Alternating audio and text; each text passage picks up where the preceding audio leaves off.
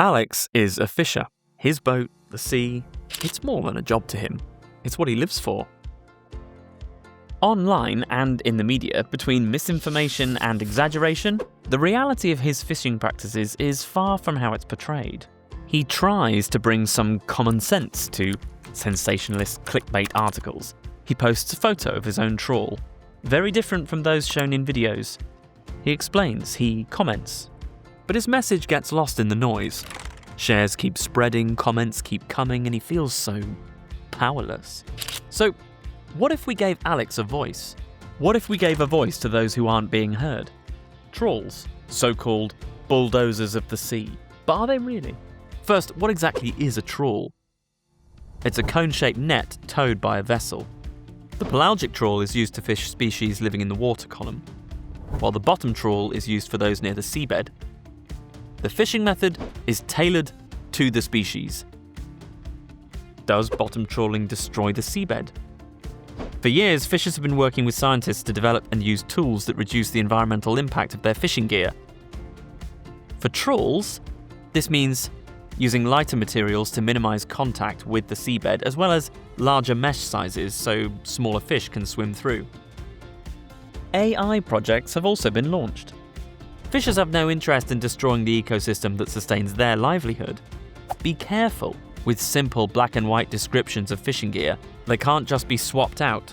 Each has its own advantages and drawbacks. The key is to keep improving them, and innovation is crucial.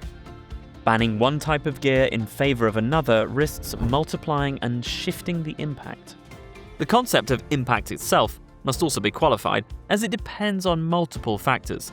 For example, the impact of trawling varies depending on the type of seabed. Let's talk about fishing management.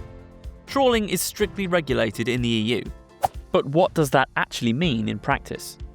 For each sea basin, everything is regulated and controlled.